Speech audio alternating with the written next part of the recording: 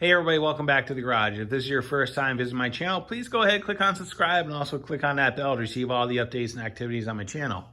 All right, so here's the latest on the C3. So last weekend, which was actually one of the hottest weekends up in the Northeast, we decided, my wife and I, let's come out to the garage because it's such a great day, because it's so hot. Let's go ahead and remove the steering column and basically get that project done. And despite the heat and everything else, we persevered and we got to it and we replaced the steering column. And I can say the column pretty much came out with no real issues, removed everything, and came right out. And the new one went in just as easily. Right?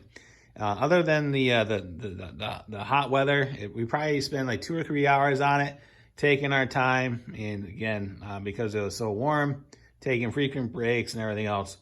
But you know what? At the end of the day, we got it done. And I'll tell you, if you have a Corvette and you don't have a telescopic or a tilt column, I would highly recommend getting it because it completely changes the ergonomics of the car. You don't realize having the adjustability on the column to get the steering wheel off your chest. It really changes the driving position, at least for me.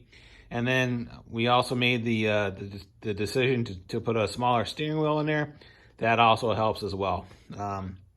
So no regrets putting that in there. We also put placed the rag joint while we were at it. So we got a new rag joint in there. That is also working great.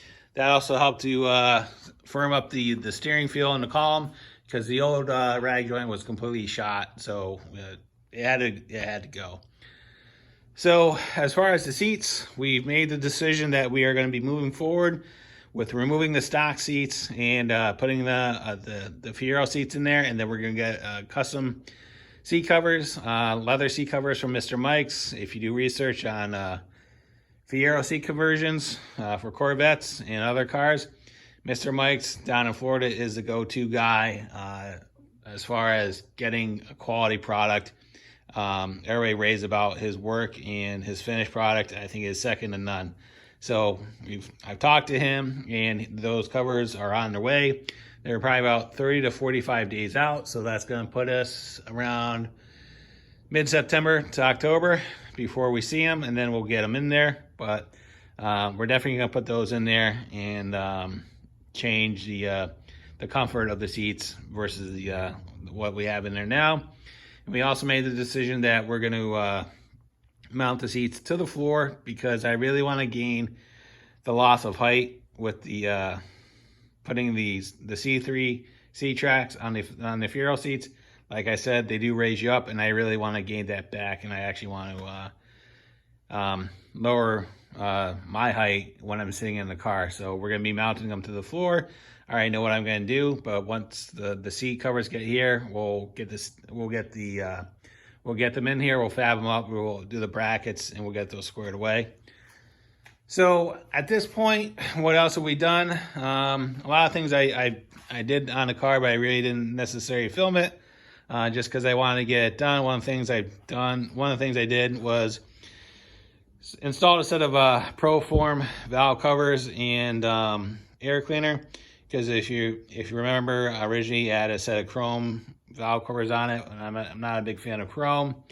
So those had to go. And while we're swapping out the valve covers, I also replaced the spark plug wires with a set of MSD street fires, and those are all cut to custom the exact length. And then we have them on spark plug cable management, so they're tight right up against the valve cover, and then they run against the valve cover and then go up to the distributor on both sides. So that cleaned everything up. I still have a little bit of cable management in here to do to make it a little bit better, but that's a project for another couple hours on a weekend or something like that. Also went through the process of removing the fan pulley, the fan pulley, and painting that stuff up, changing the thermostat, and doing the water neck. Also changed the hoses on the expansion tank.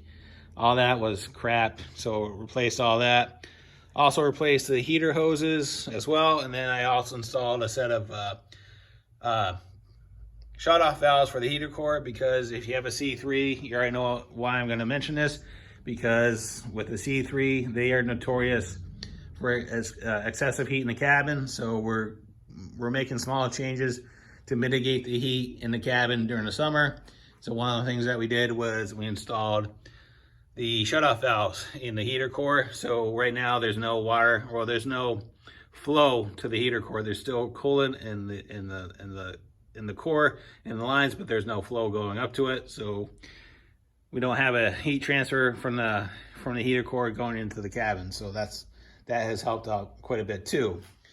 So one other thing that we're gonna be doing in the fall, once the weather gets a little bit better, we're gonna be replacing the bumper cover on here, because if you look at it, I've talked about this before, the bumper cover is actually cracked on it.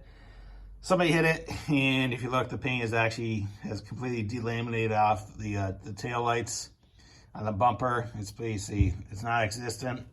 And if you look, somebody has tried to repair this at one point. They sanded it down, and then they hit it with a rattle can, and it looks like crap. So as far as my perspective, there's no sense of trying to save this bumper cover when somebody's already worked on it once or twice before. So we're going to remove it, and I already picked up a replacement bumper cover for a later style C3. It's basically the one you would see like on an 80 to 82. So we're going to have a little bit of a duckbill spoiler on the back. So I'm looking forward to that. I'm going to have a friend of mine paint it, or we may paint it in the garage. I'm not sure yet. It all depends on what we get for a price. So as far as other goals for the C3 at this point, I'm pretty much done. So, as far as right now, I say that, but we also were doing the seats and the bumper cover. But as far as major work, those projects are kind of major. But as far as like any big mechanical stuff, I'm pretty much done with that at this point. I just want to enjoy it for the rest of the summer, which is another, 8 weeks, and then go from there. As far as paint on the car, my wife and I have been going back and forth as far as long-term goals, what we want to do. We've talked about painting the car, but the way I look at it, as far as a driver, it's completely presentable. Yeah, the paint's not perfect, but it's not a basket case either where it's, it's embarrassing to drive. It has its bumps and bruises, but again, once it's out of the garage and out of these LED lights, every show that I've taken it to, people are very impressed with it, and they're happy with it. So I really see no need to spend $800 stripping this thing and sanding it and blocking it and painting it and everything else just to have mediocre results. So we're gonna probably go with the paint the way it is now for at least another year, because the next big project, what I really want to do is, after we move across the seats and the bumper cover and get that squared away, what I really want to do is I really want to replace that the L48 with either a 355 or a 383.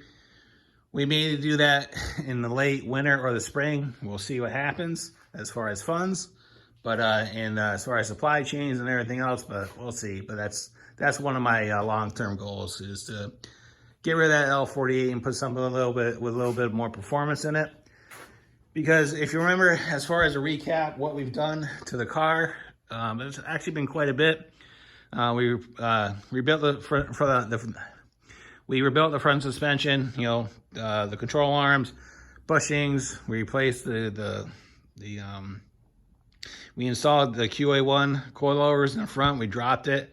We also did all the work in the rear as far as all the shock mounts, the Bilsteins, the shock rubbers for the leaf spring, and then we put new tires and wheels on it. And as far as a driver, it's to the point where I'm happy with it. It rides pretty good for a C3.